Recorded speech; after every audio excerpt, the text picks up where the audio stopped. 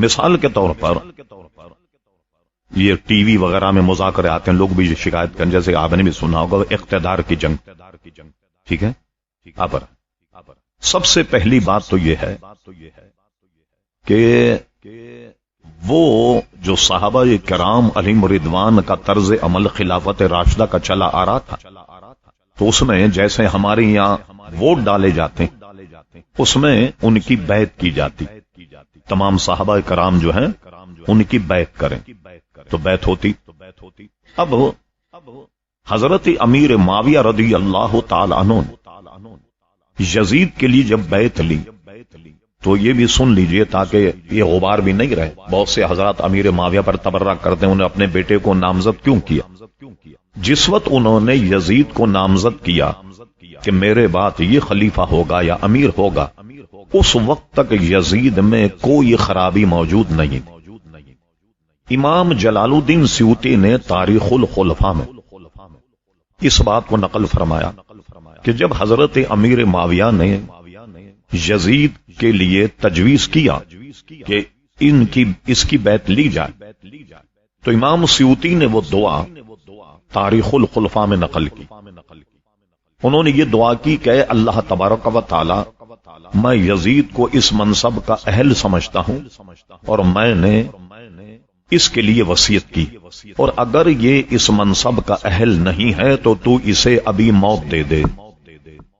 اب جب انہوں نے یہ دعا کی جس کو امام سیوطی نے نقل کیا، تو ظاہر ہے کہ امیر معاویہ رضی اللہ عنہ اس کو اس لائق سمجھتے تھے کہ یہ حکومت چلا لے۔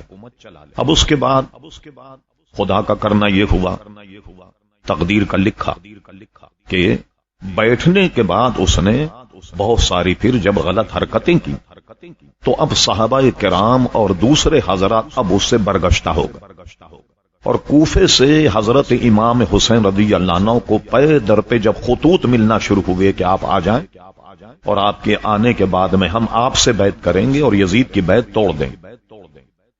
اس وقت اس کے حرکات جو تھے علامہ امام سمودی نے اپنی کتاب وفاء الوفا میں، اور بہت بڑے عظیم محدث شاہ عبدالحق محدث دہلوی رحمۃ اللہ نے اپنی کتاب جذب القلوب الی دیار المحبوب میں نقل کیا کہ یزید نے اپنے دور میں ایسی حرکتیں کی کہ وہ شراب پینے لگا، محرمات سے نکاح کو جائز قرار دینے لگا۔ اس کی ان حرکتوں سے حضرت عبداللہ ابن حنظلہ جو صحابی رسول شاہ عبدالحق محدث دہلوی رحمۃ اللہ علیہ جذب القلوب میں ان کا یہ قول نقل کیا کہ ہم نے یزید کے خلاف اس وقت تلوار اٹھائی، ہمیں یہ خطرہ ہونے لگا تھا کہ اس کے کرتوت سے کہیں اللہ تعالی آسمان سے پتھروں کی بارش نہ کر دے، اس لیے ہم نے اٹھا اور امام حسین کو لکھا۔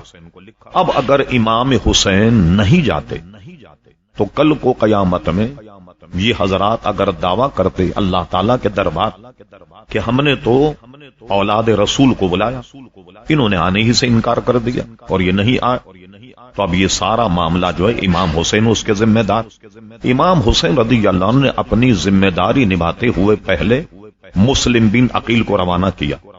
جب مسلم بن عقیل وہاں گئے تو آپ نے سنا ہوگا واقعات میں کہ وہ قتل کر دیے گئے، اور اس قتل کی خبر مواصلات نظام ایسا تو تھا نہیں، اس قتل کی خبر امام حسین کو نہ لگی اور انہوں نے کربلا کی طرف جو ہے وہ عزم کیا، اور یہ ان کا مقدر تھا۔ یہ بھی حدیث شریف میں جب حضرت امام حسین پیدا ہوئے تو حضور علیہ السلام کی چچی ام فضل انہوں نے دیکھا کہ امام حسین گود میں اور حضور علیہ الصلوۃ والسلام کی آنکھوں میں آنسو۔ حضرت ام فضل نے کہا یا رسول اللہ صلی اللہ علیہ وسلم، یہ تو خوشی کا موقع کہ نواسا پیدا ہوا آپ کے یہاں۔ تو حضور نے فرمایا کہ واقعی نواسے کا پیدا ہونا خوشی کا موقع، مگر جبریل علیہ السلام نے مجھے یہ خبر دی کہ تمہارے اس نواسے کو تمہاری امت شہید کر دے گی۔ اور ایک روایت میں کہ جبریل امین نے جہاں آپ شہید ہونے والے تھے اس کی مٹی بھی لا کر، اور وہ مٹی حضرت ام سلمہ ام المومنین کے پاس رکھی رہی، اور یہ بھی روایت میں کہ جس دن امام حسین شہید ہوئے مٹی سرخی مائل ہو گئی۔ اب چونکہ یہ مقدر تھا، اور بعض ایسی چیزیں ہیں جیسا کہ کتاب الدعوات ابن ماجہ شریف میں حدیث ہے کہ مقدر کو کوئی چیز نہیں بدلتی مگر دعا. دعا جو ہے یہ مقدر کو بدل دیتی، یعنی تقدیر کو بدل دیتی.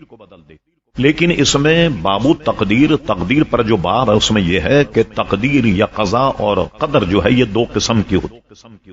ایک ہے مبرم اور ایک ہے غیر مبرم.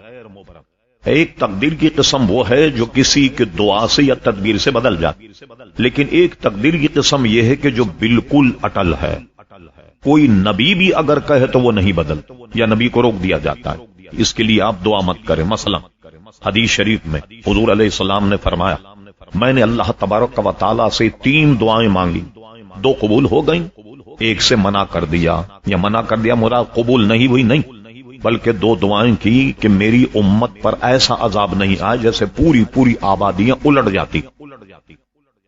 ایک قوم کو جبریل امین نے آن کر ایسے زمین میں اپنے پروں کو دھسایا اور آسمان پر لے جا کر اس قوم کو اوندھا دیا. ایک قوم ایسی تھی جو بندر بن گئی. کہا یہ عذاب میری امت پر نہیں آئے، فرما قبول. چہرے امت کے مسخ نہ ہو، فرما یہ بھی قبول. اب حضور یہ دعا کرنے والے تھے کہ میری امت میں تفرقہ نہ، اختلاف نہیں. دعا کرنے سے پہلے اللہ تعالیٰ نے روک دیا کہ میرے حبیب یہ ہونا ہے، یہ مقدر ہے، اس لیے آپ اس کی دعا مت کیجئے. تو کوئی اس میں غیر محقق آدمی انہوں نے کہہ دے ایک دعا قبول نہیں ہوئی، ایسا نہیں. مستجاب الدعوات ہوتا ہے. ہر نبی دعا کرنے سے پہلے روک دیا گیا کہ آپ یہ دعا جو ہے وہ مت کیجئے گا. تو یہ ملیں گی آپ کو حدیثیں کہ اللہ تعالیٰ حسین کو صبر دے، اجر دے، استقامت دے. مگر یہ دعا نہیں کہ اللہ تعالیٰ یہ جو کٹھن امتحان ہے اس سے امام حسین کو محفوظ فرما. یہ دعا نہیں. کیوں دعا نہیں کی؟ یہ مقدر تھا. ایک بات. اب رہا کہ جب ان لوگوں نے خطوط لکھے تب امام حسین گئے تاکہ اللہ تبارک و تعالیٰ کے یہاں جواب دہی سے بچ جائیں. اس لیے یہ جنگ اقتدار کی نہیں تھی بلکہ دین کی بقا اور دین کی ترویج کے لیے حضرت امام حسین رضی اللہ تعالیٰ عنہ گئے.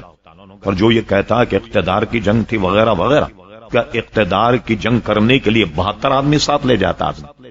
آپ اگر پاکستان ہندوستان سے جنگ کرے تو کیا 80 آدمی ساتھ لے جائے یا 72 یا 82 آدمی ساتھ لے جائے؟ یہی اس بات کی علامت ہے کہ اقتدار کی جنگ ہوتی تو لاؤ لشکر ہوتا، پورا صحابہ کرام رضوان کا جو کوفے پہ حملہ کر تہس نہس کر دے. لہذا اقتدار کی جنگ نہیں تھی، خالصتاً دینی تھی. حضور علیہ السلام کے دین کو بچانے کی اور اس کے احیاء کی جنگ تھی. یہی وجہ کہ آج بظاہر یزید نے فتح حاصل کر لی، امام حسین کو شکست ہو گئی جیسا کہ ہے واقعات.